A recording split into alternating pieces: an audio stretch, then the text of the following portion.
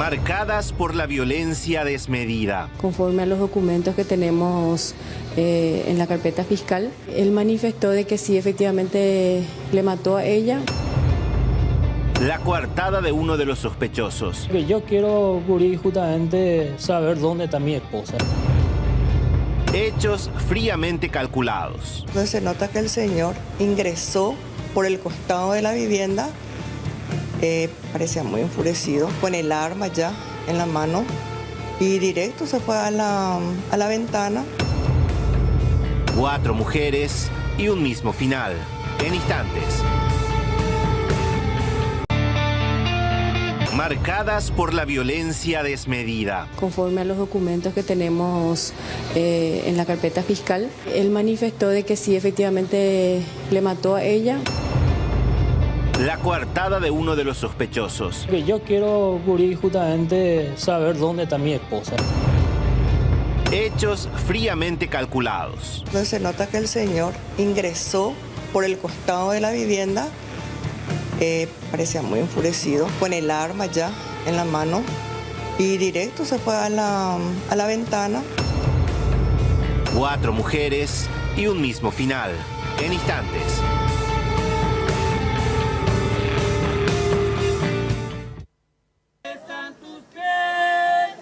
Las estrellas tu frente circundan y hasta Dios complacido te dé.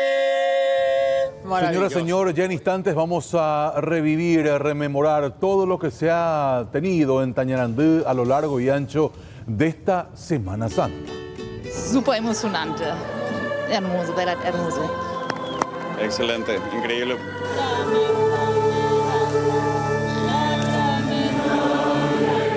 Cada año miles de personas llegan hasta la... Ya en instantes con este tema, por de pronto vamos a cambiar de información y vamos a ir hasta la ciudad de Luque para observar detalles de un hecho sumamente trágico.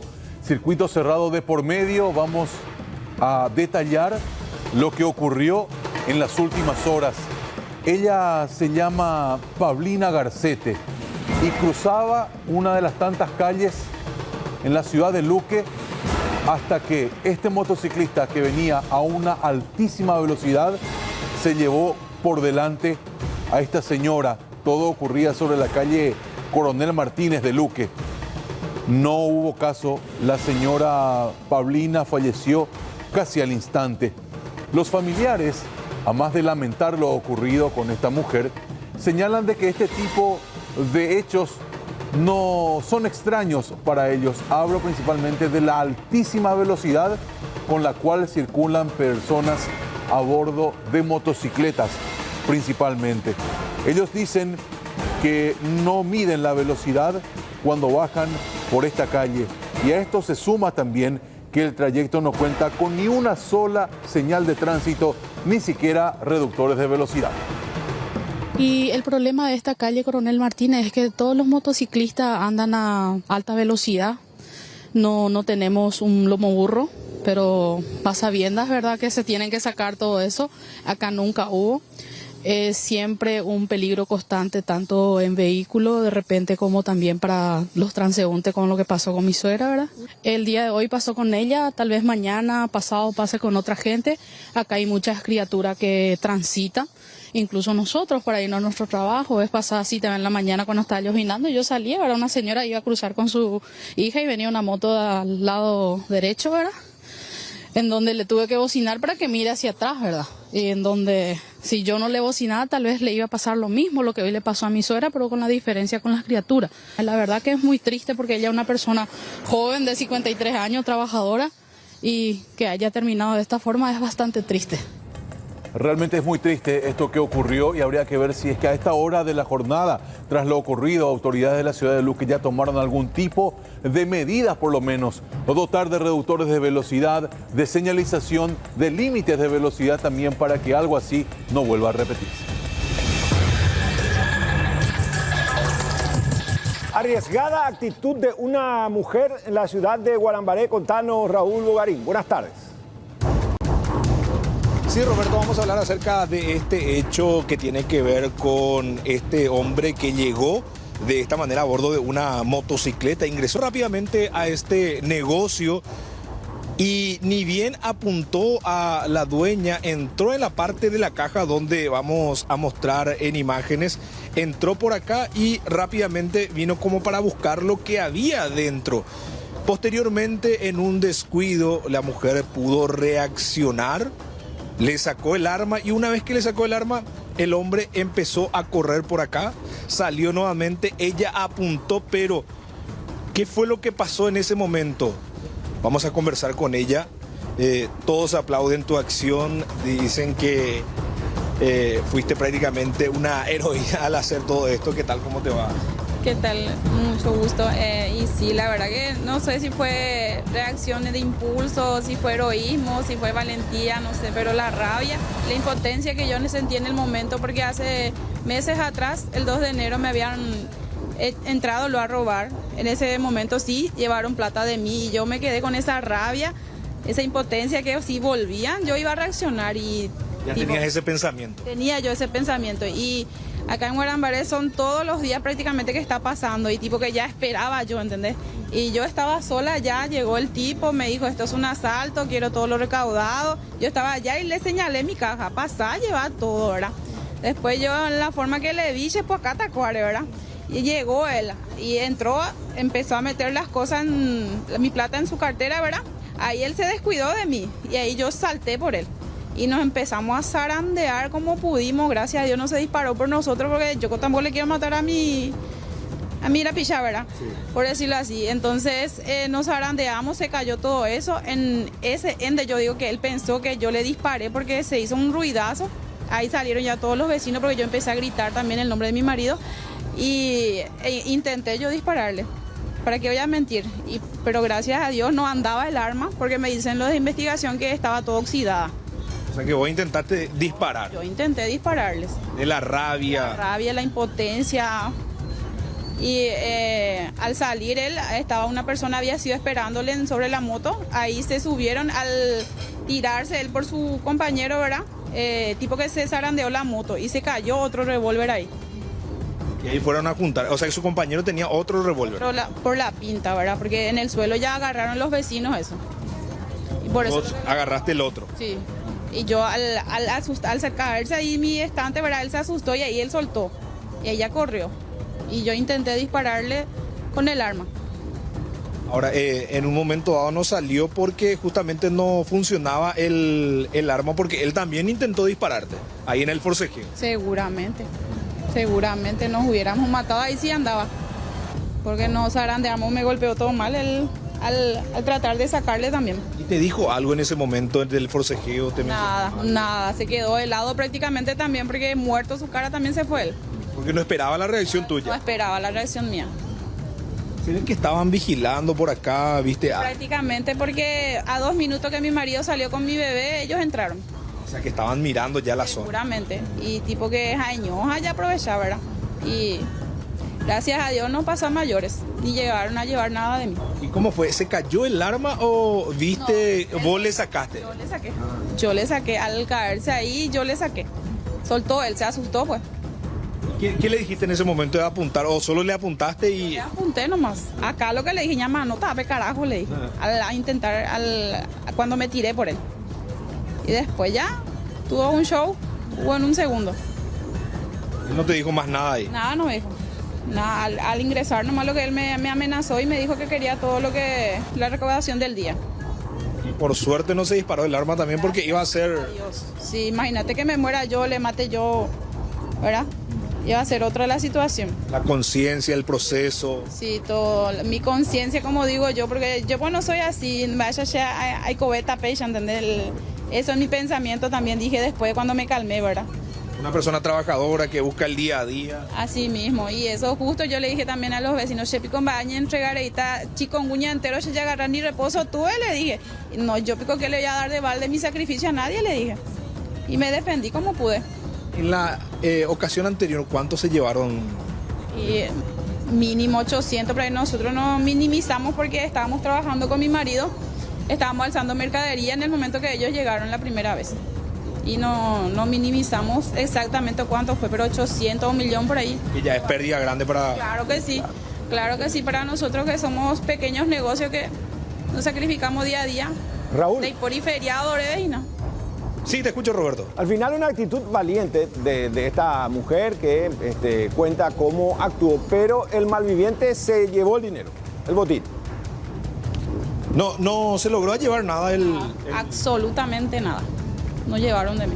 El Oper de Paz. Oper de Paite.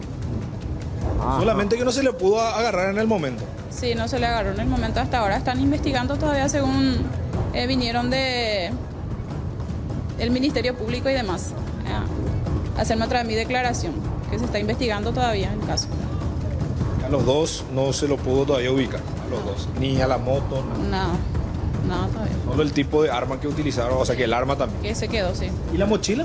También se quedó todo. ¿Ese le dejaste también? Sí. ¿Ese le pudiste sacar? Ese con él soltó, sí, yo me forcejeé con él. Se soltó su mochila y nos forcejeamos por el arma. Bueno, ahí está el relato. Así como escucharon, así fue lo que pasó. Y decía, Ñamanota Coave, carajo, le decía en un tono ya de impotencia, de nerviosismo, porque en el mes de enero nada más le robaron a ella y de esta manera reaccionó.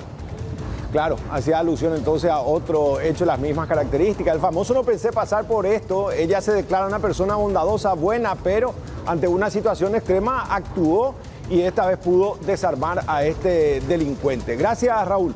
Hasta otro momento. Marcadas por la violencia desmedida. Conforme a los documentos que tenemos en la carpeta fiscal, él manifestó de que sí, efectivamente le mató a ella. La coartada de uno de los sospechosos. Que yo quiero, Guri, justamente saber dónde está mi esposa. Hechos fríamente calculados. Entonces se nota que el señor ingresó por el costado de la vivienda, parecía muy enfurecido, con el arma ya en la mano y directo se fue a la ventana. 4 mujeres y un mismo final. En instantes.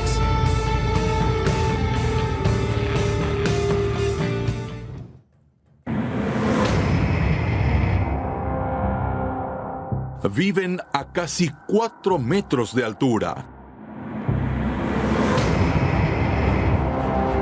La sensación que nos da de que es peligroso es más psicológica que otra cosa. Ingenio versus desidia.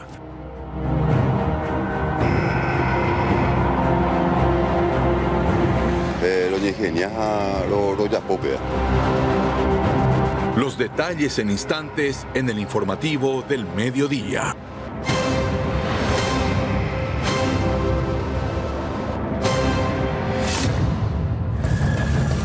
Y ya en minutos más vamos a estar con el desarrollo de estas informaciones, porque ahora te vamos a hablar de esto. Pudo haber sido una tragedia. Estaba inocentemente jugando en el patio de su casa y observen lo que pasó.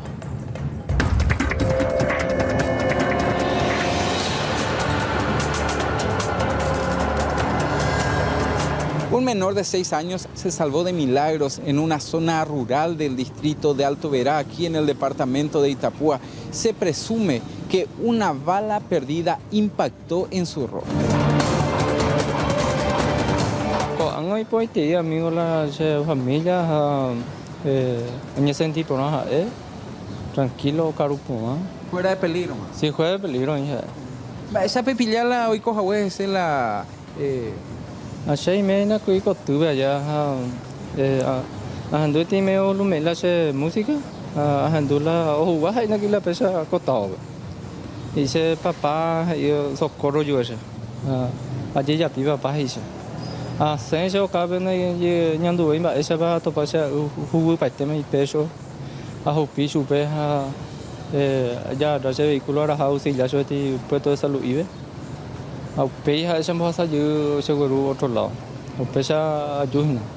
¿Por año le coja? Él có 6 años. 6 años nữa.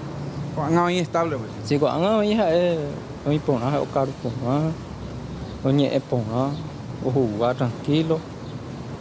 Thì lại Bueno, tu sabe Ñemón. Se tu se Ñemón na ñandu ve yo imba esa pa con este veo y nago ya se lo igual.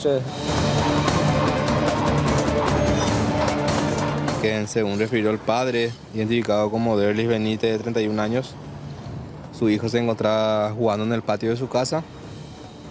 Interviene que él escucha supuestamente varios disparos provenientes de una zona boscosa detrás de su domicilio. Posterior a eso, así en segundos, ve a su hijo en el patio que se cae, pero posterior se levanta.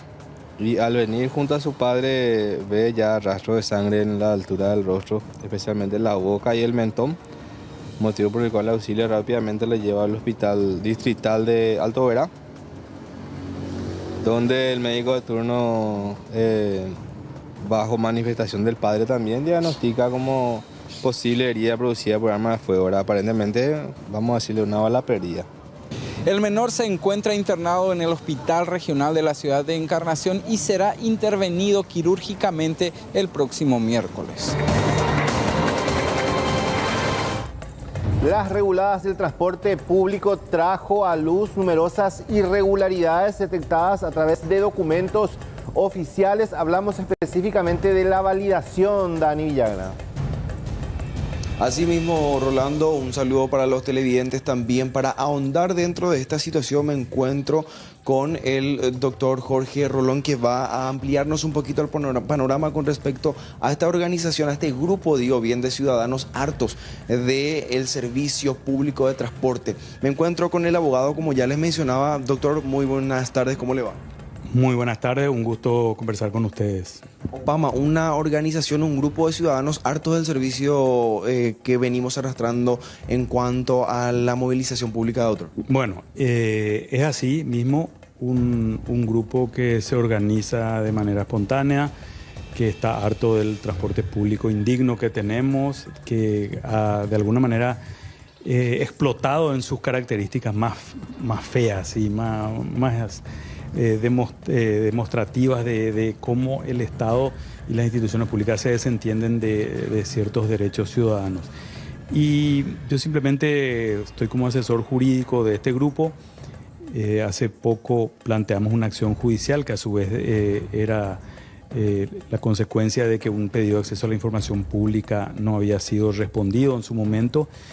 Y entendemos que esa acción judicial, con la orden del juez más la presión ciudadana, permitió que hoy estemos enterándonos de cosas que no sabíamos, de información que se había ocultado a la ciudadanía sobre el servicio de transporte público. Puntualmente esta información o este dato que es bastante llamativo, doctor, ¿se ocultaron resoluciones? Bueno, en términos republicanos y del funcionamiento de una sociedad democrática, la transparencia es una cuestión vital. Sí, la transparencia y obviamente la certeza, la seguridad jurídica. El famoso concepto de seguridad jurídica se da cuando nosotros sabemos a qué normas atenernos o sobre la base de qué normas reclamar nuestros derechos. ¿Qué ocurrió entre agosto y noviembre de 2021? Estuvo vigente una resolución que fue profusamente publicitada y que hasta hace unos días seguía en la página web del Viceministerio del Transporte. ¿Y qué descubrimos con nuestro pedido de acceso a la información pública? Que esa norma había sido derogada ya hacía más de un año y que estaba vigente otra que era mucho más conveniente para los intereses de los transportistas. Y bueno, eso es antirrepublicano, vulnera principios básicos del funcionamiento de una sociedad democrática y atenta contra el Estado Social de Derecho, porque acá están en juego los derechos y la dignidad de las personas que utilizan el transporte público todos los días. Puntualmente, ¿a qué hacía referencia esta resolución, doctor? Bueno, esta resolución, entre otras cosas, porque seguimos analizando los datos que nos han pasado en ese pedido que fue proveído finalmente gracias a que un juez obligó, establecía, entre otras cosas, la frecuencia de los buses.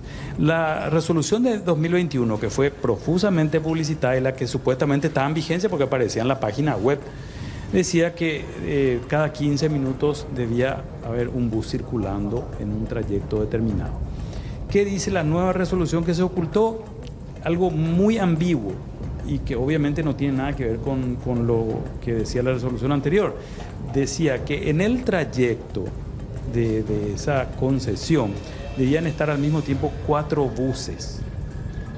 todo el trayecto, 2 viniendo, 2 llegando, los 4 saliendo al mismo tiempo, ni idea tenemos. Lo que sí sabemos, por un cálculo muy sencillo, es que si una línea cubre, por ejemplo, Limpio, Lambaré, 4 buses en todo el trayecto no da una unidad cada 15 minutos en un lugar determinado. Aparte de que en otros países uno sabe inclusive la hora exacta en la que va a pasar un autobús en una esquina determinada. Doctor, los compañeros en estudio te quieren hacer unas consultitas, si te puedes colocar el retorno, por favor. Sí. En estos momentos ya les escucha el doctor Rolón, compañero. Doctor Rolón, ¿cómo le va? Rolando Rodríguez le saluda. Hoy amanecimos con la confirmación del Viceministerio del Transporte de cerca de 26.000 validaciones aparentemente falsificadas. Incluso un dato no menor es que una de las empresas hizo 100 validaciones antes de salir. ¿Eso consta también ya en esos documentos al que ustedes accedieron? Nosotros, bueno, en primer lugar, estas admisiones por parte del Viceministerio son la consecuencia del pedido de acceso a la información pública que hicimos y de la información que estamos manejando. En segundo lugar, nosotros seguimos analizando una cantidad de información importante. En tercer lugar, ya hemos descubierto esta cuestión de las validaciones inexistentes que generaban un cobro supuesto de un pasaje y que a su vez tenía como objetivo el cobro del subsidio que se paga, en este caso sobre un sistema, a diferencia de otros países, un sistema sobre la base de la demanda, ¿sí? La demanda del servicio. No tiene en cuenta la oferta, digamos. Pero dicho esto, nosotros sí tenemos comprobaciones de que hay meses en los que algunas tarjetas tienen cobros multimillonarios que implican una utilización prácticamente imposible de hacerla en una hora, y además no solo en una hora, sino que durante las 24 horas del día, los 7 días de la semana. Entonces esa información ya la estamos teniendo y la vamos a presentar mañana en una conferencia de prensa. ¿Y tienen datos con relación a esto que llegaron a validar cerca de 100 veces? ¿Eso ya llegaron a observar dentro de los documentos? Bueno, en primer lugar le cuento, Rolando, que yo soy abogado, ¿sí? Entonces, los aspectos técnicos de esto y el estudio de los datos y los cálculos corresponde a gente que está en Opama y que tiene mucho más conocimientos que yo, que me van de tanto en tanto alimentando con los descubrimientos que se están haciendo. Pero sí, estamos viendo cosas imposibles incluso físicamente, que evidencian no solamente el descontrol, sino también la codicia desmedida de estos empresarios. Pero reitero, que se da al mismo tiempo de un viceministerio de Transporte que no controla nada. Y a partir de estas informaciones que van surgiendo, ¿ustedes también van a presentar ante la Fiscalía en algún momento? ¿Esa es la intención de Opama? Bueno, la intención de Opama es finalmente tener un sistema de transporte digno para la ciudadanía. Entonces esta es una etapa de esa lucha. Y nosotros estamos dando a conocer lo que sería noticia criminis en términos del derecho penal, ¿sí? El Ministerio Público tiene la potestad y la facultad de investigar y de actuar de oficio cuando se habla de delitos de acción penal pública, ¿sí? Dado el caso y llegado el momento, la denuncia la podríamos presentar nosotros. Pero el Ministerio Público puede perfectamente interiorizarse de las denuncias que nosotros ya hemos hecho y de las que vamos a hacer. Algunas de las conclusiones que vamos a publicitar mañana. Le consultaba justamente sobre eso en particular, doctor, porque el Viceministerio del Transporte habla de que ellos ya presentaron una denuncia, en este momento están llevando las pruebas para adjuntar a una causa ya abierta. Como una organización independiente, seguramente en algún momento dado también van a sumar otra denuncia más para que esto vaya tomando fuerza. Sí, eventualmente lo haríamos si es necesario. Es interesante ver cómo el Viceministerio de Transporte a la desesperada se está moviendo. No solo reemplazó esa resolución secreta que descubrimos que existía, lo hizo en muy poco tiempo y también eso es algo que hay que resaltar. Todo sistema de transporte público es un universo muy complejo. Y cuando elaboran una resolución en horas, en donde se tiene que calcular la frecuencia, la carga de usuarios, las externalidades de un sistema. Las externalidades son aquellos daños que los realiza, digamos que sin ninguna intención, pero que son el resultado de su accionar. Me explico. El impacto ambiental de tener más o menos buses, la carga de tráfico que significa tener más o menos buses en un trayecto determinado a una hora determinada, etcétera, etcétera. Estos son un tema serio. Quien quiera que curiosea un poco sobre los transportes públicos en el mundo, y en este caso nos interesan los sistemas de transporte de América Latina, va a ver que eso se hace sobre la base de cálculos matemáticos, de modelos de simulación de la utilización del transporte, en donde se utilizan fórmulas matemáticas, se utilizan sistemas informáticos. Esto es realmente cualquier cosa y nos da la pauta de que este gobierno, ¿sí?, y los que estuvieron anteriormente, les quedó grande el asunto. No tienen capacidad, primero el resultado de un servicio de los peores en América Latina y el mundo probablemente. Y en segundo lugar, nos damos cuenta de que eso es el resultado de una autoridad que no cumple con su cometido. Doctor, le vamos a estar pendiente entonces con relación a cómo marcha esto desde la organización y si eventualmente se llega a presentar otra denuncia más. Le agradecemos mucho por esta charla y por su tiempo, muy amable. A ustedes por el espacio. Gracias, Adán. Y también simplemente para reiterar esto, que enseguida nada más el viceministro del Transporte también va a presentar ante la Fiscalía los documentos relacionados a estas supuestas 26.000 validaciones fraudulentas. Ya se tiene nombre de las empresas que habrían incurrido en irregularidades. Incluso se habla de una en específico que llegó a validar cerca de 100 veces en un solo día. En instantes vamos a estar con estos detalles. Marcadas por la violencia desmedida. Conforme a los documentos que tenemos en la carpeta fiscal, él manifestó de que sí, efectivamente le mató a ella. La coartada de uno de los sospechosos. Yo quiero justamente saber dónde está mi esposa. Hechos fríamente calculados. Se nota que el señor ingresó por el costado de la vivienda. Parecía muy enfurecido, con el arma ya en la mano y directo se fue a la ventana. 4 mujeres y un mismo final. Y una de esas 4 mujeres de las cuales justamente hablaba Rolando en nuestro avance, que en instantes lo desarrollamos, perdió la vida en el este del país, ya en zona de Franco. En realidad, Luis Gavilán tiene toda la historia completa que ha acaparado la atención de las últimas horas. Luis, qué gusto recibirte. ¿Cómo estás? Bastante bien, Marcelo. Un saludo para vos, los compañeros y nuestros televidentes.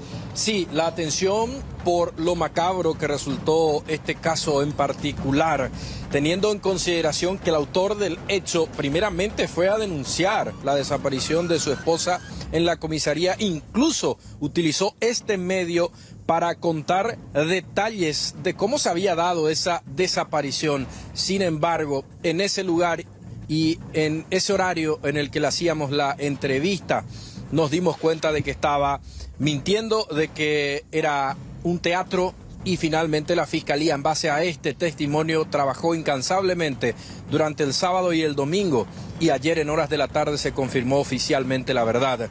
Él mató a su mujer de 5 puñaladas el Viernes Santo en horas de la mañana, y luego en horas de la noche, 12 horas después, con ayuda de terceros, fue a arrojar el cuerpo en el río Mondag. Se inició la búsqueda esta mañana y no duró mucho, porque horas después ya se encontraba el cuerpo de Mirta Cabrera, 34 años, que deja 2 hijos de 11 y 8 meses nada más. La misma presentaba 5 heridas cortopunzantes, tal cual había confesado finalmente ayer César Benítez, que a estas horas está siendo imputado con requerimiento de prisión preventiva por el Ministerio Público. Lo último que encontró el forense de turno del Ministerio Público al inspeccionar el cuerpo de la víctima, que resultó ser justamente Mirta Cabrera, de 34 años. Escuchemos. Ahora el rostro, lógicamente, que está irreconocible por el estado de putrefacción, ¿verdad? Encontramos 5 heridas. Heridas cortantes. Heridas corto punzantes. ¿Con qué tipo de arma? No, cuchillo. Se nota que era un cuchillo y no era pequeño no era pequeño el cuchillo porque el orificio más profundo que encontré es el que está en epigastrio. Y ahí el epigastrio es la boca del estómago. Pero, ¿qué órgano dañó eso? Pero tenía la dirección de la puñalada, tenía una dirección de adelante atrás, de abajo hacia arriba. Entonces, suponemos, no le hicimos una autopsia, ¿verdad? Pero se supone que detrás de la herida que encontramos se encuentra el mediastino del corazón. ¿Comprometió el corazón entonces esa herida? Probablemente. Esa fue la causa de muerte. Y también tiene una herida muy importante a nivel intercostal, en la línea axilar, acá al lado derecho, entre las costillas, que justamente detrás de donde encontramos la herida está el pulmón. Y como ustedes saben, el pulmón tiene también arterias importantes. La causa de fallecimiento es un shock hipovolémico.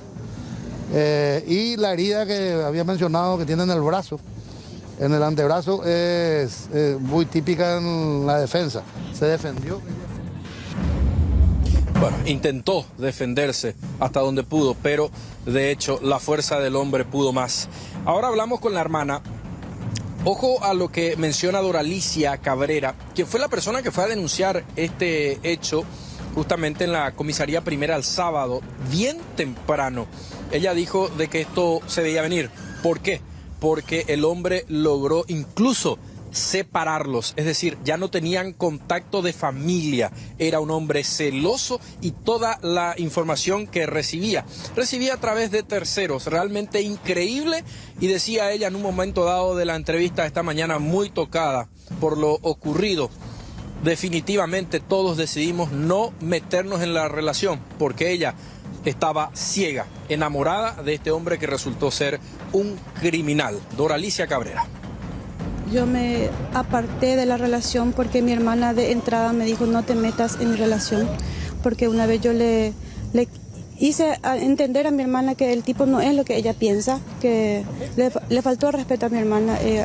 Hay una historia atrás que vino a cuidar a mi sobrinita, la novia de mi hermano, y este tipo de entrada le faltó el respeto. Esta chica habla y yo le comento a esa mi hermana que se cuide, porque vos tenés una hija, le dije. Y ahí el tipo que supuestamente dijo que cayó, muchas cosas le metió en la cabeza a mi hermana. Desde ahí a mí me bloquearon, ellos volvieron y ahí mi hermana me dijo, déjame hacer mi vida, no te metas en mi vida. Y yo ahí me alejé de ellos, porque yo tenía miedo también, ¿verdad? No me quería meter. Ella sufría, entonces era maltratada. Yo no sabía que ella sufría, yo no sabía nada. Yo hace poco, en febrero, me enteré que el tipo la amenazó.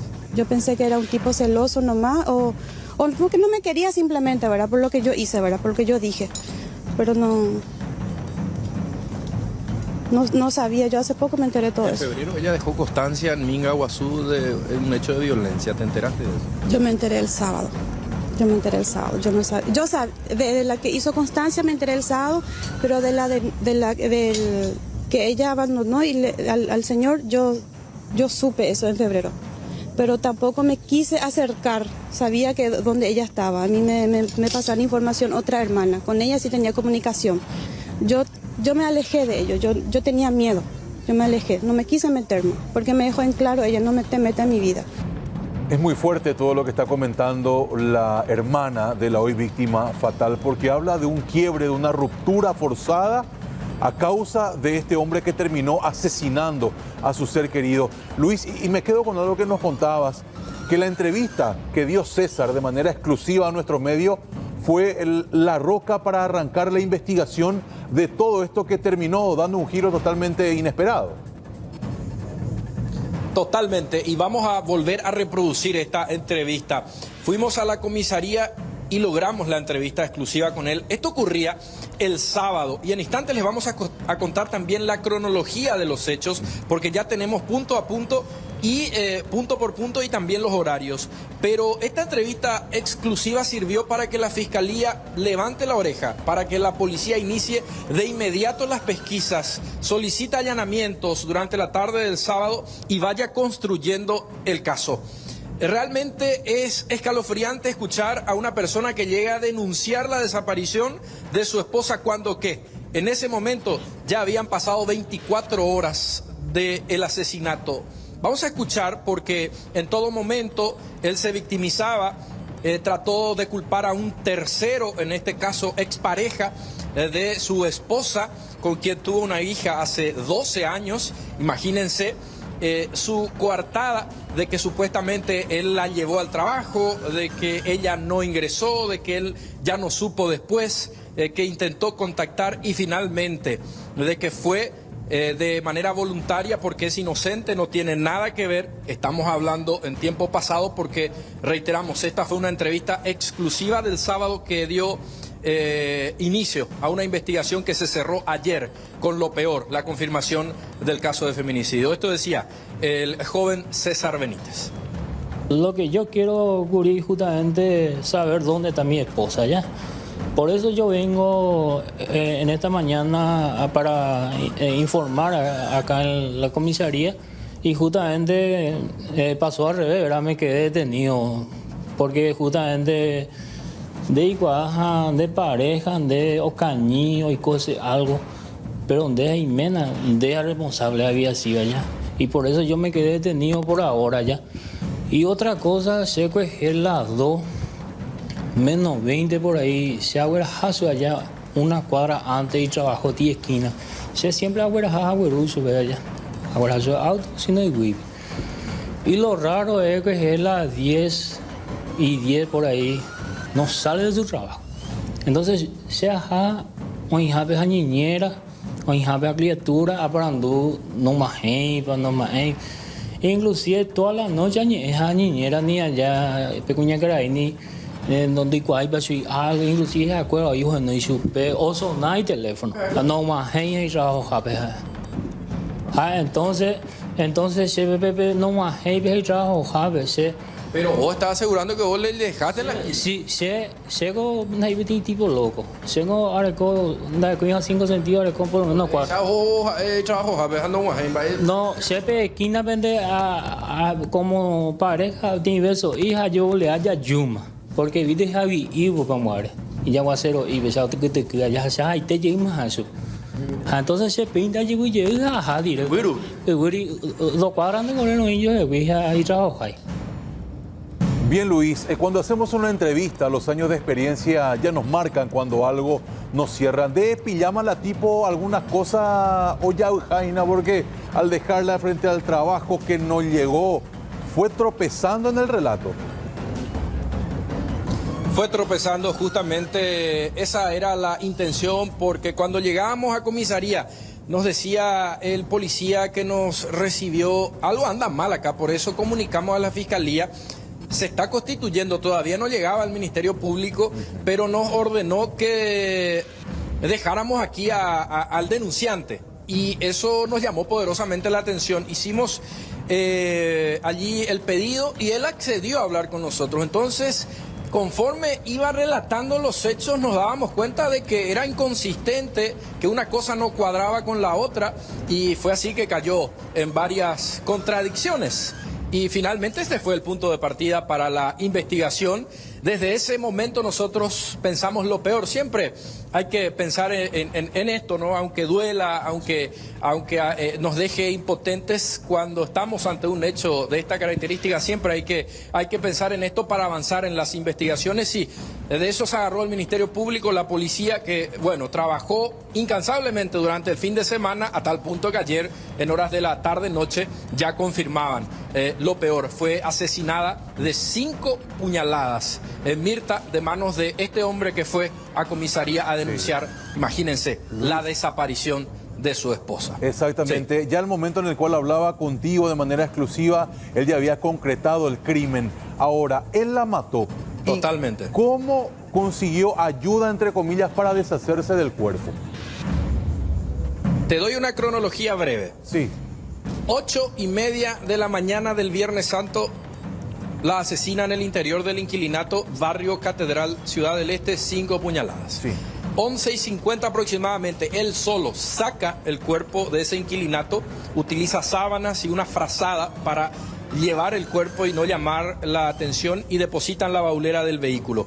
Esa tarde del sábado fue hasta Mingaguazú, luego zona de viernes de tarde, zona de Mingaguazú y 23 de octubre de Ciudad del Este. Ese tiempo sirvió, ya durante todo ese tramo, la víctima estaba en la baulera, sirvió para que él encontrase finalmente ayuda para deshacerse del cuerpo. Y esto recién pasó 12 horas después del crimen, es decir, 8:30 de la noche del Viernes Santo, con ayuda de 2 personas ya identificadas, fue a arrojar el cuerpo en el río Mondal de Presidente Franco. Esto ocurría Viernes Santo. Finalmente, el sábado, al día siguiente, otras 12 horas después, 8:30, 9 aproximadamente, él decide ir a la comisaría para denunciar la desaparición. Una verdadera locura. Vamos a escuchar lo que decía la agente fiscal, confirmando a través de nuestro medio también de manera exclusiva lo que ya se presumía desde el relato del autor del hecho. Escuchamos. Tenemos información a través de testigos de que confirman de que 8:30 horas aproximadamente del Viernes Santo se escucha pedido de auxilio de parte de la víctima y eso es corroborado por 3 testigos.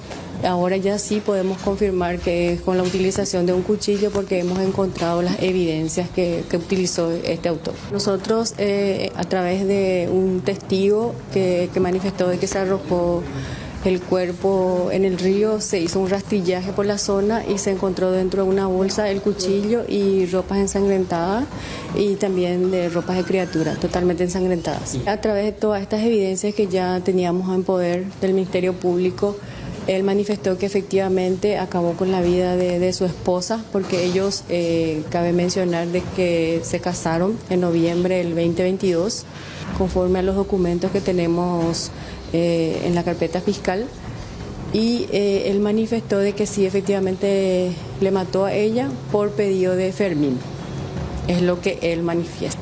¿Quién sería el Fermín en él? El que está privado de su libertad en la película. Expareja sentimental de la víctima. Él alega de que supuestamente fue amenazado por la expareja de la víctima para que cometa el hecho. Así mismo, es lo que él dice, ¿verdad? Pero como todos sabemos, es su derecho constitucional de abstenerse, de declarar y su declaración no está obligado a decir la verdad. Bueno, escucharon esto, ya acorralado terminó confesando, pero ojo, finalmente tiró toda la carga otra vez contra un tercero que está privado de su libertad, quien supuestamente desde la cárcel le ordenó: o le matás o el que va a terminar muerto sos vos. Una locura. La verdad que sí, Luis. 5 meses de relación, de noviembre a abril, de ya un casamiento que fue a escondidas de la familia y un dolor irreparable en el seno justamente familiar de esta chica. Escenas de dolor se vivieron hoy a orillas del río, Luis. Fue terrible ese momento en el que llegaban con la embarcación los buzos que realizaron una tarea impecable también en el río Mondaú, muy difícil, muy accidentado ese lugar, muchas piedras. Aún así lograron encontrar el cuerpo y evidentemente cuando se acercaron a la orilla y se realizaba el procedimiento de levantamiento, la escena de dolor, de impotencia, de rabia de familiares, amigos, compañeros de trabajo que se acercaron allí para dar seguimiento a este terrible suceso, Marcelo. Exactamente. Por último, nada más y aprovechando la conexión, decías un poco más temprano, 50 denuncias de casos de violencia intrafamiliar en una semana. ¿Me corregí si estoy equivocado? Sí, en una sola comisaría de este departamento. Una comisaría, Marcelo. No tenemos oficialmente la cifra, pero esto nos comentaba el propio responsable de esa dependencia policial. Es decir, los números son muy alarmantes, muchísimos casos, y esto se acentúa en los feriados largos, fines de semana.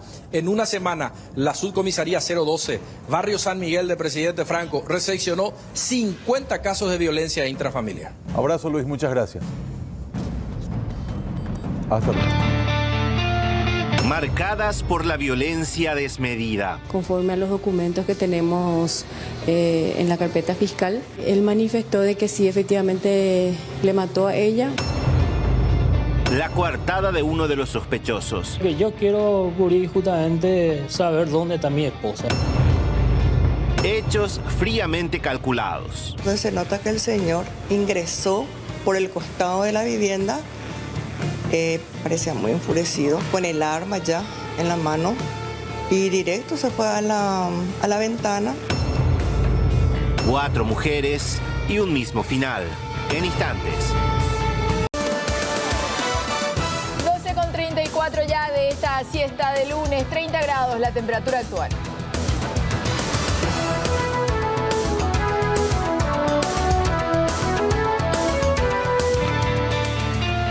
Marcadas por la violencia desmedida. Conforme a los documentos que tenemos en la carpeta fiscal, él manifestó de que sí, efectivamente le mató a ella.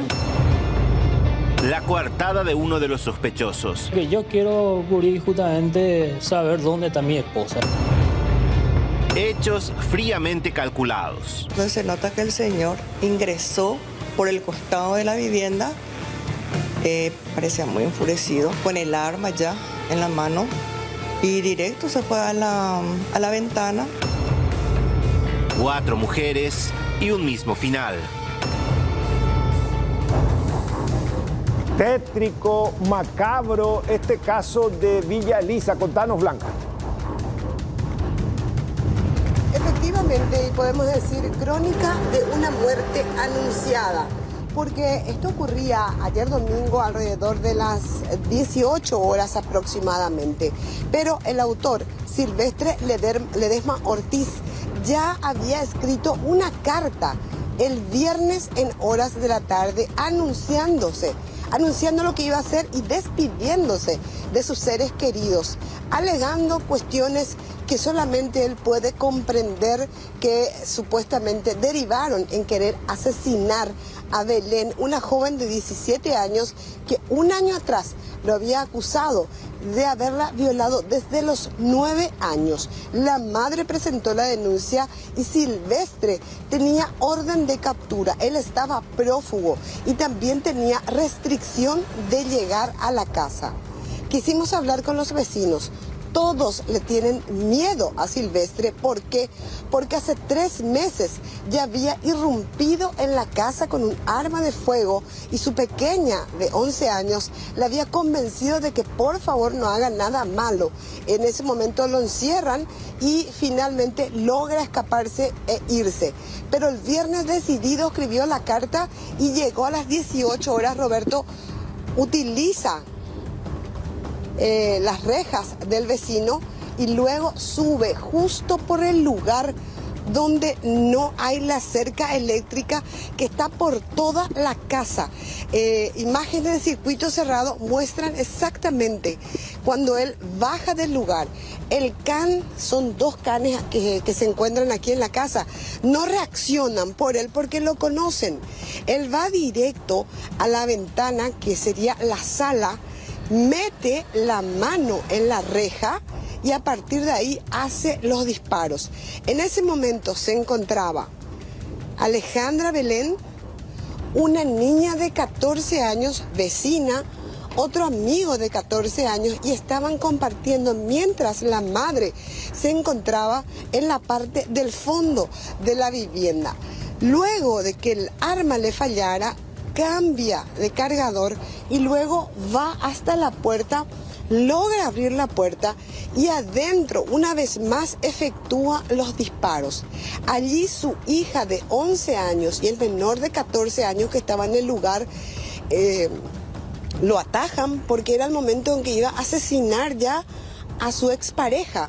Entonces con un palo deciden parar la acción de este hombre que no solamente vino decidido, sino vino camuflado, vino disfrazado. Según cuentan los vecinos, Roberto, él era una persona más robusta, tenía el cabello negro y de acuerdo a lo que vemos en las imágenes de circuito cerrado, él se habría teñido el cabello para evitar que se lo reconozca.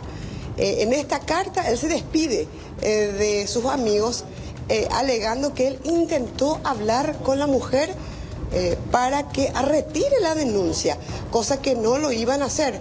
Supuestamente, y según cuentan los vecinos, unos días antes ya una persona vino a avisar de que él tenía intenciones de asesinar a toda la familia. Esto decía la fiscal Hermenegilda Cubilla, quien lo imputará por feminicidio. En el momento estaba en el fondo, ella estaba cosiendo algo en su máquina de coser y la hija biológica estaba en el dormitorio, mientras la niña, esta de 17 años, estaba con un amiguito de 14 años en la sala.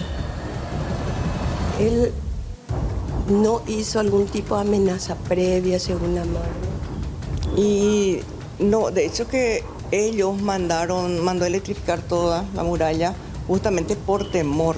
La casa era como una cárcel, porque tenía rejas por detrás, por delante, a los costados, todas las ventanas, justamente por temor al señor Silvestre. Eso mandó a hacer la señora. ¿Qué ocurre de acuerdo al relato y ya las evidencias que manejan? Nosotros pudimos ver el circuito cerrado, en donde se nota que el señor ingresó por el costado de la vivienda, parecía muy enfurecido, con el arma ya en la mano, y directo se fue a la ventana y desde ahí efectuó el disparo. Y 2 disparos, uno de ellos fue certero luego en la cabeza de la niña. Y ella falleció con los ojos así abiertos. Se le sorprendió. Y luego abrió el portón de la casa, el de hierro, y entró en la casa, forcejeó con la señora y con su hija biológica, y también estaba el muchachito de 14 años dentro de la casa. ¿Ahí él resulta herido? Sí, ahí le golpearon la cabeza, por eso le llevaron la gente de los bomberos de color verde de Villa Elisa hasta emergencias médicas. Nosotros estuvimos anoche y hablamos con el médico de guardia. Él nos manifestó que no era muy grave la situación del señor. Él está esposado con custodia policial. Estas declaraciones daba Roberto, la fiscal Hermenegilda Cubilla, en la morgue judicial, donde llegó ella en silla de ruedas para la extracción del proyectil. 2 disparos recibió, uno en el pecho recibió Alejandra Belén, otro en la cabeza, y evidentemente por la ubicación en que estaba lo recibe en la cabeza, en la parte alta, y esto prácticamente es lo que acaba con la vida de esta joven. Ya en ese momento la fiscal también nos anunció que lo iba a imputar por feminicidio. Por otro lado, Roberto, quería decirte que vemos ahí adentro el lugar. Y algo que la gente desconocía es que había una niña de 14 años, vecina del lugar, que estaba también compartiendo. En la sala. Ella también es testigo presencial y ella en un momento dado sale desesperada, sube la muralla y empieza a pedir socorro para contar qué es lo que pasaba. Ella en este momento está internada, está sufriendo un shock por la impresión, porque ella estaba al lado de Belén en el momento que recibe el disparo. Y si vemos las imágenes del circuito cerrado, todos los que estaban en la sala se salvan de milagro, porque él venía con intención aparentemente, y por lo que vemos en las imágenes del circuito cerrado, de acabar con todos. Sí, sí. Bueno, verdadero criminal, y ojalá se avance, se cierre el círculo investigativo. Está claramente plasmada la responsabilidad de este hombre, cuyas imágenes vemos en pantalla. Blanca, hasta otro momento. Y ya decíamos, marcadas por la violencia. ¿Y por qué estamos hablando de esto? Porque ya repasábamos lo que pasó en el este del país, también en Villa Elisa, Pero no fueron los únicos casos de feminicidio que se daba durante la Semana Santa. Una mujer de nacionalidad brasileña también fue víctima de un nuevo caso de feminicidio. Esto se daba en la zona de Catuete. Fue identificada como Rosane Méndez, de 51 años. Vamos a escuchar lo que decía el fiscal Israel Villalba al respecto. Y recurrimos al lugar del hecho. Igualmente nos constituimos hasta la clínica San Luis, donde se constató el deceso de la víctima fatal, que en este caso es la señora Rosana Sperber Méndez, de 51 años, siendo el supuesto autor Pedro Méndez, quien es su marido. Encontramos en la escena del hecho, que en la casa particular, una escopeta calibre 12 milímetros. Hemos constatado 3 vainillas servidas y 3 no percutidas de calibre 12 milímetros. También encontramos en la escena del hecho algunos perdigones que corresponden al calibre 9 milímetros. Y la víctima recibió varios impactos justamente producidas por proyectiles que corresponderían a calibre 12 milímetros. El señor Pedro Méndez fue inmediatamente aprehendido por la Policía Nacional en una zona aledaña a la ciudad de Catuete, en un camino vecinal, donde la Policía Nacional pudo aprenderle. Posterior a la realización del hecho, horas después, actualmente está guardando reclusión en la sede de la comisaría jurisdiccional. Se le ha tomado las muestras correspondientes para la realización de parafina. Se ha formulado imputación en contra del mismo por la comisión de hecho punible de feminicidio. Y otro hecho de esta epidemia de violencia ha llegado al departamento de Misiones. 10 puñaladas en total recibió la señora Francisca Brizuela Romero, de 50 años. El autor de estas heridas mortales es Mauro Romero Castro, de 51, su pareja. Aún con vida, ella pudo llegar hasta el centro asistencial en San Juan Bautista. Sin embargo, horas después se corroboró su muerte. Y vean ustedes, el arma homicida en fotografía. Se rompió la hoja de ese cuchillo y quedó incrustado en el cuerpo de esta mujer. Ayude, justicia, justicia para mi madre. No puedo dejar así a mi madre. No puedo dejar así, no puedo. No, llego a la Andy, el hospital de Chapamba, socorro, y el hospital de la Sesumia, la hermana la logró zapaitear, me quiero pillar pamba, ella para oír la resumia, no me dio esperanza, la rojo guay, mía la rojo, mía la Asunción Benimba bebé, no me dio esperanza. Por el momento, quería pillar, porque otro país puede 15 heridas. Pero upé curiro yula funeraria, pero ya hubo más en mi supe, a pueblo otopa se ya indo cultura ya supe a 27 heridas. 27 heridas reco. Sí, o cultura ahí países. Ya por culpa de serlo, supuestamente no hay propia, ya vamos a recuperar. No, a grito. Luego a pegua. Ya voy a intentar lo suyo. A mí me va a chapete. Punya cara la misma cosa. Punya cara pero dispararse yo más. O dispararse yo ya rasanya kana hoy. Pero un Haití más se puede donde catuve, no ya pongo ahí que se era a hoy orando. Pues tú que permanece ver ahí. Sí, me te traigo que 17 40 más se ve open que se ha open web llevamos para años. Manda señor. Ahorita o cañero disparada. No bajamos, entre 4 12 dice.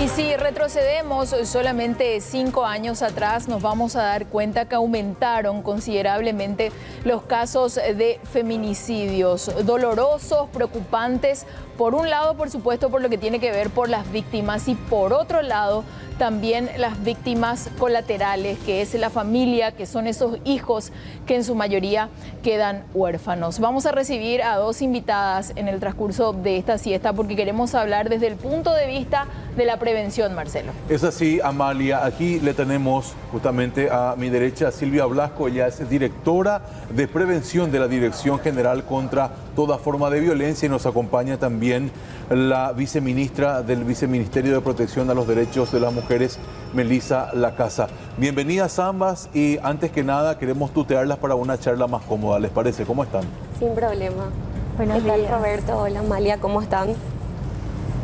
Y venimos a acompañar justamente para hablar de estos casos que estuvimos teniendo en la Semana Santa. 3 casos, de los cuales uno ocurrió el día de hoy. Y queremos hablar de la prevención que estamos realizando desde el Ministerio de la Mujer, que estamos brindando acompañamiento a todas las víctimas, a los familiares, que estamos al tanto de los casos y con la directora de prevención de violencia también estamos dando un seguimiento a este proceso investigativo el cual se está llevando a cabo de los 4 casos que tenemos. Silvia, ¿qué es lo que tenemos que hacer para prevenir? Cuando una amiga, cuando un familiar viene y nos dice, ¿sabes que me pasó esto? ¿Sabes que me gritó? ¿Sabes que me golpeó? ¿Cuál es el consejo que nosotros le podemos dar? ¿Cuáles son esas alarmas que le tienen que llamar también la atención a las mujeres? Bueno, Amalia, mucho gusto estar acá en el programa también. Contarte un poco la campaña que lanzamos el año pasado en el marco del 25 de noviembre, que es la violencia visible. Sí. Es muy significativo este video porque dura 15 segundos, pero muestra lo que no vemos, o sea, características. Por eso decimos la violencia no es invisible, ¿verdad? Es visible porque son características que tenemos en grupos de amigos, por ejemplo, que estamos viendo que o se estiran del pelo o de repente le pincha. Esa es la prevención, ver lo que está presente y desnaturalizar sobre todo lo que es el tema de la violencia. Dejar de normalizar esas conductas. No es normal nomás luego que mi pareja me trate así, es nomás luego Argel. Simples características que llevan a violencia extrema como es la que estamos viendo ahora con estos casos de feminicidio. Si no trabajamos en la prevención, vamos a estar tapando huecos y haciendo parches con estos feminicidios y ese no es el trabajo. Melissa, hay una ley, incluso del feminicidio, es decir, tan grave es el caso que ha movilizado al legislativo a elaborar una ley que castiga. Pero ¿es mi percepción o el feminicida ya no le tiene miedo a la ley? Incluso hoy recurre a autoeliminarse. ¿Qué pasa? Bueno, de hecho que la ley 5.777/16 es bastante nueva en relación a otras leyes, ¿verdad? En donde estipula 15 formas de violencia, no solo la del feminicidio. Es importante saber también que en el artículo 50 esta ley establece que no todo homicidio a la mujer es un feminicidio, sino que hay 6 tipos de formas que establece la ley en los cuales se puede determinar como feminicidio. Por eso nosotros desde el Ministerio de la Mujer hacemos campañas constantes de prevención y acompañamos cada caso porque es importante que la carátula vaya como un feminicidio cuando es un caso de feminicidio en sí. Y de hecho que no hay una causa que pueda justificar el feminicidio ni cualquier forma de violencia tampoco. Estuvimos teniendo casos anteriores en donde el agresor termina quitándose la vida. Entendemos que podría ser también, no precisamente por no tener miedo, sino por un temor, ya que la ley establece entre 10 a 30 años de cárcel para la persona que comete el feminicidio, ¿verdad? Entonces, nosotros acompañamos muy fuertemente esta ley, sobre todo en la socialización, que las mujeres sepan que tienen una ley que la acompaña, que tienen el Centro Ciudad Mujer, que es un centro exclusivamente para mujeres en donde ellas pueden acudir que cualquier persona pueda hacer una denuncia. Eso es muy importante saber también, no solamente la víctima o la usuaria, sino cualquier familiar, cualquier amigo, cualquier persona que vea un caso de violencia puede efectuar en la comisaría más cercana la denuncia y automáticamente la denuncia ya corre, entonces podemos salvar una vida. ¿Qué es lo que pasa cuando una mujer llega al Ministerio de la Mujer, con o sin denuncia en mano? Es que de hecho, para acceder a los servicios especializados del Ministerio de la mujer no necesita ir con una denuncia, ¿sí? Buen punto, porque muchas por esa denuncia a lo mejor dicen, no me quiero ir porque yo no me animo a denunciarle. Y justamente eso, Amalia, no necesitan llegar con una denuncia, como tampoco salir decididas a hacer una denuncia. Okay. ¿Por qué? Porque entendemos perfectamente los tiempos de una mujer que está en situación de violencia, ¿sí? Entiéndase que puede ser hace 10 años, 15 años, 20 años, toda una vida, y que en algún momento habrá visto una campaña del Ministerio de la Mujer de prevención con características claras, se identificó. Eso no quiere decir que la mujer inmediatamente haga ya una denuncia. Entonces, al ir al Ministerio de la Mujer, le espera un equipo multidisciplinario de trabajadora social, psicólogas, abogadas. Y qué importante es este equipo. ¿Por qué? Porque la mujer, para darse cuenta de estas situaciones, realmente necesita esa contención psicológica y es muy especializada para víctimas de violencia. Entonces, y el acompañamiento legal también, porque generalmente luego vienen por un tema más legal, lo identifican más como un problema legal que como un problema psicológico. Es el padre de mis hijos, de mis hijas, me va a dejar en la calle, me va a sacar a mis hijos. Entonces, derribar un poco esas dudas, ¿sí? Que esa mujer pueda estar teniendo, y que esa terapia sea continua, permanente. Esa mujer tiene asegurado que va a salir de ese ciclo de violencia. Ahora, tiene sus procesos, porque, como decimos, ese ciclo de violencia puede tardar, el tiempo para cada mujer es diferente. Pero si realmente cumple con todo eso, o sea, con la terapia, con todas estas cuestiones de las denuncias y demás, por supuesto que puede salir. ¿Y cómo se puede subsanar cuando de repente se anima a esa mujer a formular la denuncia, pero hay instituciones que virtualmente se sienten rebasadas? Es el caso particular que afectó a esta familia. Había una orden restrictiva, no podía acercarse, sin embargo algunos comisarios, y con justa razón refieren, es imposible, no hay dotación que permita hacer un seguimiento acabado de manera particular. En esos casos, ¿cómo se actúa y cuál es el respaldo interinstitucional que podrían ofrecer? Bueno, Roberto, en ese caso incluso la competencia para hacer seguimiento a esos casos denunciados, ¿sí? Correspondería a otra institución. Con esto no quiero, por favor, lavarme las manos y demás. Tenemos una mesa interinstitucional creada por esta ley 5777, en donde estamos viendo todas estas falencias, si se quiere. Vulnerabilidades, ¿cómo? Exacto, porque podría haber un mal actuar de uno o dos funcionarios, pero no es de la institución, no es de todos y todas también los que están trabajando en esta problemática. Es perdón por la expresión, puede ser el plagueo de siempre, pero es la realidad. El presupuesto bajo que todas estas instituciones requieren para abordar integralmente esta problemática. Estamos hablando de vidas de mujeres.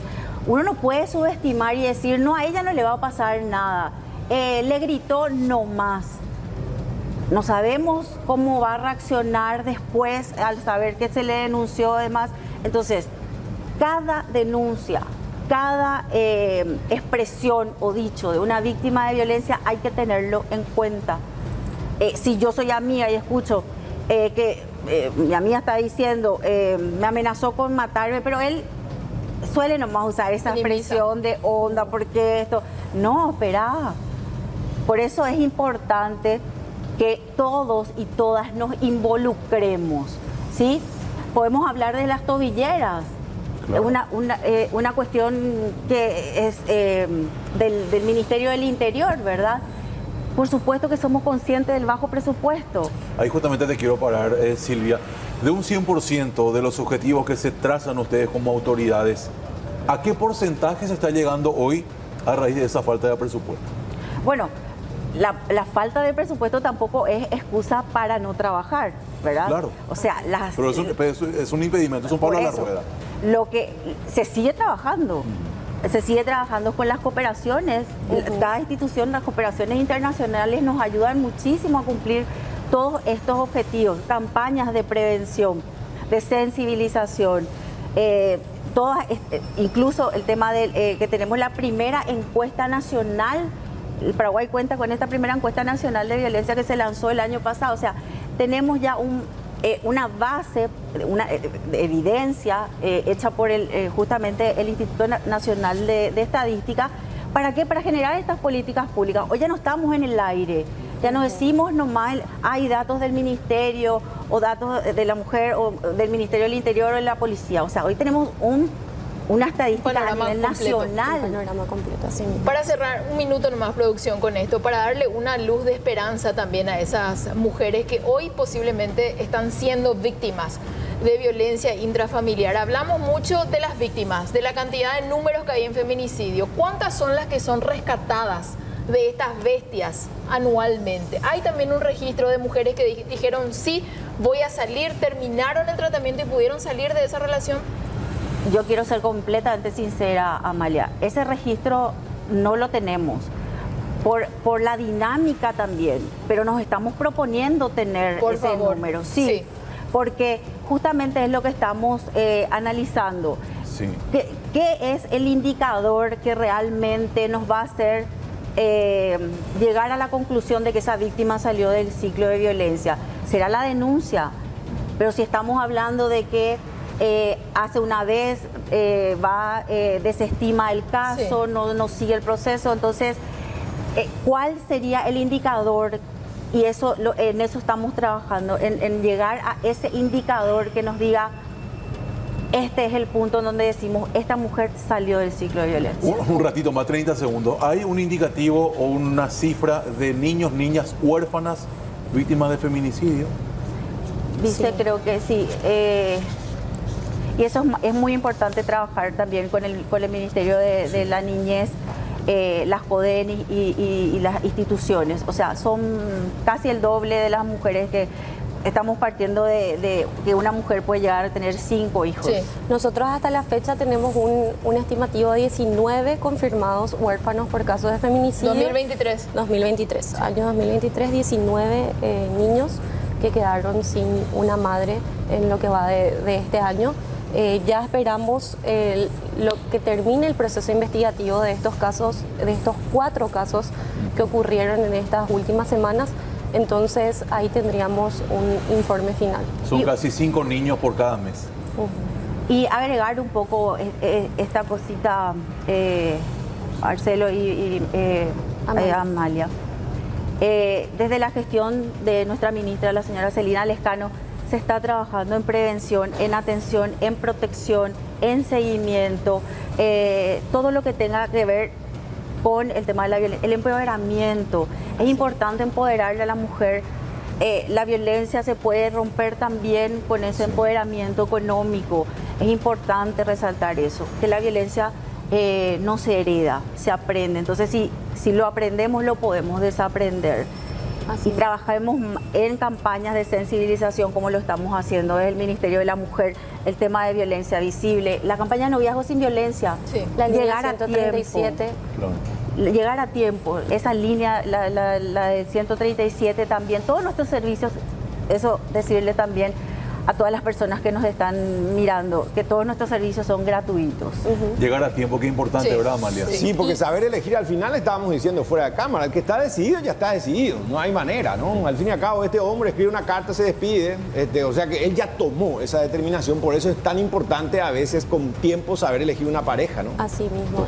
Silvia y Melissa, muchísimas gracias por acompañarnos. Les vamos a esperar en otra oportunidad. El tiempo es limitado, pero nos quedaron muchas preguntas ahí colgando. Gracias, muchas gracias.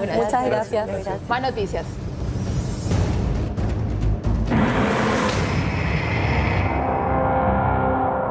Viven a casi 4 metros de altura. La sensación que nos da de que es peligroso es más psicológica que otra cosa. Ingenio versus desidia.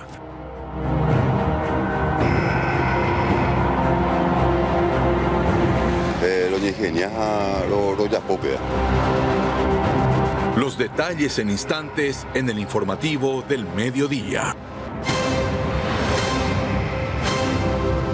Vamos a hablar del tema del transporte público. Está Juan Carlos Usher. Se presentaron las pruebas de estas supuestas validaciones fraudulentas.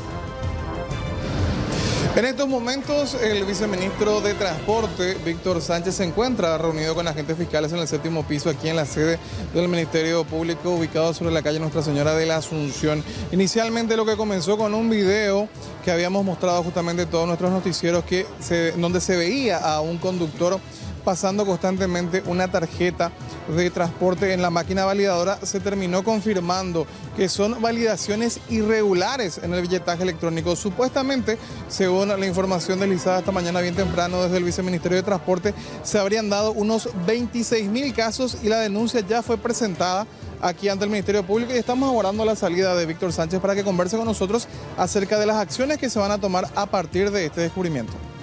Juan Carlos, estamos expectantes de esta reunión y también de lo que pueda decir el viceministro del Transporte. Estamos atentos y volvemos contigo en cualquier momento. El vértigo jamás fue un problema para estas familias que sí encontraron una alternativa a la crecida del río.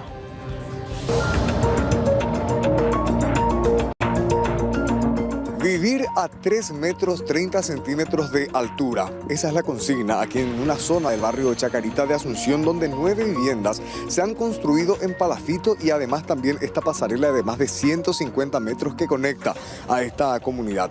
Forma parte de un gran proyecto impulsado por los propios vecinos para poder coexistir con el entorno natural y evitar tener que huir y buscar desesperados un sitio seguro en épocas de crecida. Monbuirimores de Vila no se llama, no escuela medio, la otra forma no se llama, entonces lo ingenias lo ya popea. Casa en palafito, ¿eso tiene una base de madera o de cemento? Tiene su columna de hormigón armado, sí, y tiene zapata de 1 metro por 1 metro y entra 1,5 metros de profundidad bajo de la tierra. Buena base. Sí, buena base, y la casa tiene todito de madera, pero de curupa 5x2 completo del armaje. Y también tiene viga encadenado 15x20 tiene arriba también. Sí. ¿Cuántos metros de altura entonces está cada casa aproximadamente? Y 3,30 metros. Y en esta zona tenemos aproximadamente, ahora tenemos 9 viviendas palafito. Algunas de ellas se construyeron, ¿verdad?, sobre la hora en medio ya de la crecida, utilizando también más madera, y ese tipo de cosas.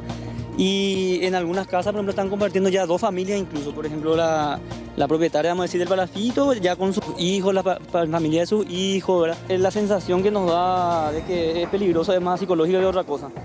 Por el vértigo, ese tipo de cosas. Nosotros ya no tenemos porque estuvimos trabajando en la altura ya en un mes hicimos este puente. ¿Un mes? Sí, y por ejemplo, falta reforzar muchas cosas, o sea, muchas cosas se le puede seguir haciendo, ¿verdad? Sí, es que el tema del fondo no malo que el tema, pues también tiene su presupuesto. Este es el sueño de estas familias acá en la zona de la Chacarita. Vean ustedes la forma en la que ingresan, tienen sus casas, la mayoría de madera, tal vez en situaciones un poco precarias, pero de igual manera estando aquí, en comunidad, entre amigos y en familia, en zona de la Chacarita con la modalidad palafito, este barrio que comienza a erigirse en la capital del país.